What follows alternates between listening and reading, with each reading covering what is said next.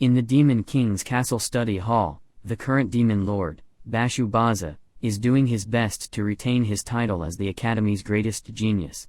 His pet parrot praises him repeatedly, which boosts his ego, but he also gets easily sick of it. Zebiance enters the study hall with a lollipop in her mouth and notices a big glowing crystal in the middle of the room. Zebiance becomes curious when she looks at it and wonders what it actually is. So, Bashubaza explains that the glowing crystal is a bomb that manufactures condensed magic weapons, using loads of mithril as fuel to mix up the highly dense magical items. Bashubaza has managed to create a bunch of super bombs like this one that can contain hundreds of times more magical power than a normal one. He truly believes that with this newfound power, he will reign as the greatest of the 4 kings of all time. Bashubaza demonstrates his fiery pyro mana to prove his super bomb powers, but that doesn't surprise Zebiance a bit, and she keeps sucking on that lollipop. Zebiance wonders if the Mithra miners, knockers, are having a bad time because of the overload, since Bashubaza is using all the mithril for himself. Bashubaza isn't worried at all and says that he has quadrupled his mithril orders to make more bombs. Also, he is deliberately torturing the knockers because they were once direct subordinates of Dariel.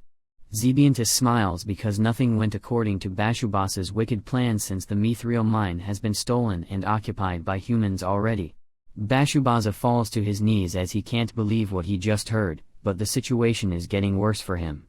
Zebiance reveals that the great Demon King has filed a complaint against him and is requesting his attendance. Bashubaza realizes that he is in trouble and shakes in fear. The great Demon King summons Bashubaza and asks him to explain why they are out of mithril all of a sudden. Bashubaza hesitates to answer because he knows deep down that he is at fault. The Demon King glares at the frightened Bashubaza with his red eye and shows him the huge difference they have in power. He blames Bashubaza for creating useless bombs and calls him the dumbest person in the kingdom. The king makes him remember what someone should do when they make a mistake and makes the egotistic fool apologize forcefully. So, Bashubaza puts his huge ego aside, kneels down, and begs for forgiveness. The Demon King becomes happy and forgives Bashubaza. This time he mockingly advises him to seek help from Dariel to know what to do next because, to him, Dariel is the most competent guy to run the kingdom and not Bashubaza. This hurts Bashubaza's ego even more as his father also adored Dariel more than him. Now, even the Demon King, Bashubaza realizes how powerless he is. As he walks out of the room, he grins really hard and blows up a section of the castle in rage. Back at the Lox village, Dariel and Marika are sitting together and enjoying the view since the mithril mine was retrieved by Dariel. The villagers have become very busy with new work in the mines. Marika has fallen in love with her highly competent man and has already made up her mind to have kids with Dariel. So she leans towards him to make him understand that the entire universe is right in front of his eyes, while Dariel tries his best to avoid the glowing beauty. But Marika almost proposes to marry Dariel, but they are interrupted by the noise coming from a fight between Gashita and the leader of the adventurer party coming from Campbell City, the rank adventurer Fitbitten. Dariel stops the fight and asks what all the fuss is about. Fitbitten introduces himself and explains that they have come here after hearing some rumors about an adventurer who single-handedly managed to defeat the demons and get back the Heathrow mine.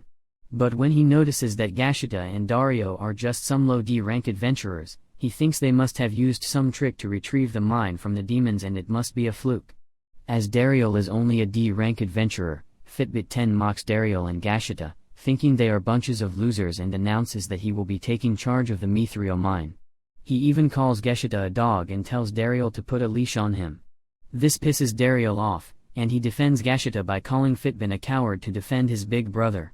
Dario and Gashita also reveal that Dario managed to kill the monster Snake Blaze Deathside single-handedly himself, and that the Campbell City adventurers failed to even track it down. Everyone present begins to believe Gashita because they have heard about the mighty adventure of the Lox village before. But Fitbit 10 still cannot understand how a D-rank adventurer managed to kill a monster. Everyone cheers Dariel and hoists him up, calling him an A-rank adventurer, which hurts Fitbitten's pride as he is only a B-rank adventurer. Later in the evening, Gashita becomes really drunk and snitches on Fitbitten for insulting Dariel. Marika draws out her dagger and announces that she will be eliminating that nuisance, Fitbitten, for his rude conduct against Dariel. But Dario holds her off, and her father asks her to calm down as the issue is now resolved. Marika accidentally calls Dariel her husband, and he gets very shy, hoping that they are not planning to have kids already. Anyway, everyone enjoys the evening together, has a grand feast, and has drinks together on the beginning of their new happy life in the village. The following day, a high-ranked official named Bess Fried from the Center Guild comes to Dario asking for his help. Apparently, Bess Fried has tried to negotiate with the Knockers, but has failed to come to an agreement because the Knockers only want to talk with Dario.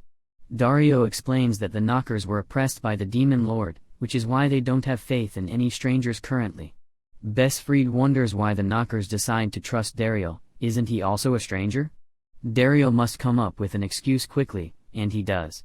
He calls himself the Knocker savior from the demon's oppression and explains that this must be why they trust him so much. Bess Fried believes Dario's lies and begs him to become the guild's mediator to facilitate the negotiations with the Knockers. Dario makes sure no harm will be done to the Knockers and accepts the deal. Marika eavesdrops on their conversation and becomes delighted to see her future husband being recognized by the guild. Oh, she must be already thinking about their Viking angel babies. Moving on, Dario goes to the Mithra mine as discussed and requests the Knockers to listen to Bess Fried. The Knockers obviously agree to all conditions without hesitation because Dario is literally their master. Dario's task is over, and he realizes that he is jobless again, so he decides to go home to slack off. Fitbit 10 and his gang come across him, and things get awkward because Fitbit 10 becomes more jealous as he sees his team members sucking up to Dario. Suddenly, a dark purple magic circle appears in the sky, and a voice calls out to the Knockers, asking them to return to the Demon Kingdom, claiming the Demon King has forgiven them and wants a truce.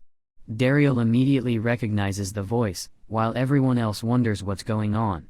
Dario makes up an excuse, saying he needs to go to the toilet, and likely jumps 100 feet on top of the walls using his aura, Dario's newfound secret technique to become so lightweight and fast by wearing his own aura rather than transferring it to one of his gears.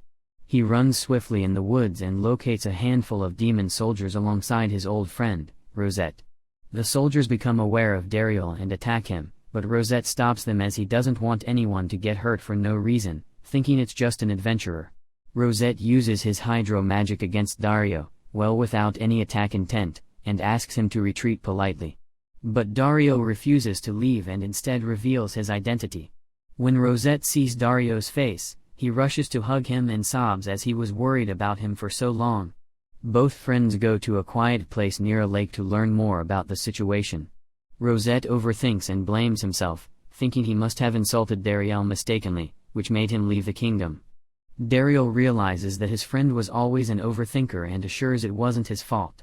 Dario tells Rosette what happened after he left the Demon Kingdom and reveals he is a human. Then Dario learns from Rosette that after he left the kingdom, the army's internal affairs turned bad, and the chain of command is now on the verge of collapse.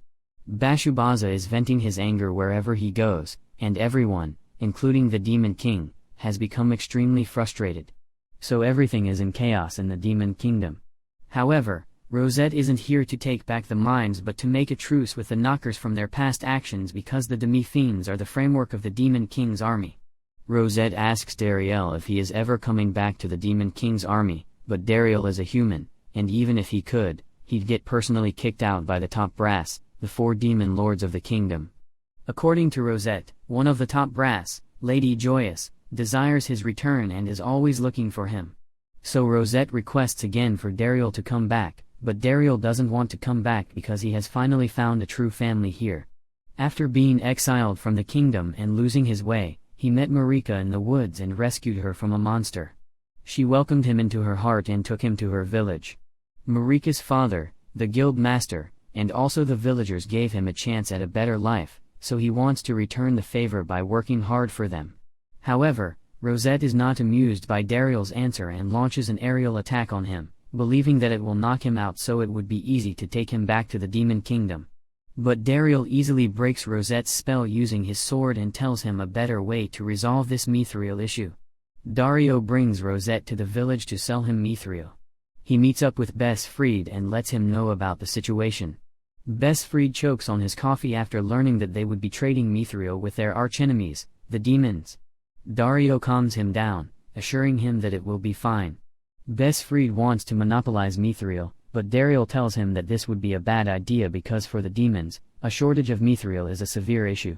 So in the future, the Demon King's army will come back with full force to take back the mithril mines. After the humans and demons collide again, a huge war will spark, which will be catastrophic and the worst outcome for both sides. So, if the mithril supply is maintained, the Demon King's army won't attack, and the humans will profit from this too by selling mithril. Besfried's bodyguard, Fitbit 10, objects to this negotiation and calls the demons shameless for ordering the humans to sell them mithril since they no longer possess it. Fitbitten comes closer to Rosette and calmly says that it's too late to seek peace with the demons, so he draws out his sword and slashes at Rosette's neck. But Dario blocks the attack and then shouts that no one should spill blood over some mere mithril. Besfried asks why Fitbitten crossed the line when he was only assigned to be his bodyguard and not a political advisor. Besfried calls Fitbitten shameless for this act and throws him in his place. Anyway, they go back to their discussion. Dariel again assures Besfried that he can trust Rosette, and why wouldn't they? He came here all alone, risking his life with his sad face. So Besfried is finally convinced and decides to trade mithril with Rosette. All is well that ends well, right? So why does this feel like the emergence of a new side villain? Stop grinning, Fitbitten, he knows he is about to be thrashed by Dariel in the future anyway. The deal goes smoothly, and Dariel thanks Rosette for being so considerate. He tells Rosette that both humans and demons are precious to him. When he was just a baby, King Grandverza adopted him, and if he had not, Dario would have been long dead. That's why he hopes everyone can get along with each other without seeing the differences in the races. Did you enjoy this recap? If you did, kindly like this video and subscribe to our channel so we can bring you the recap of the next episode. Until next time.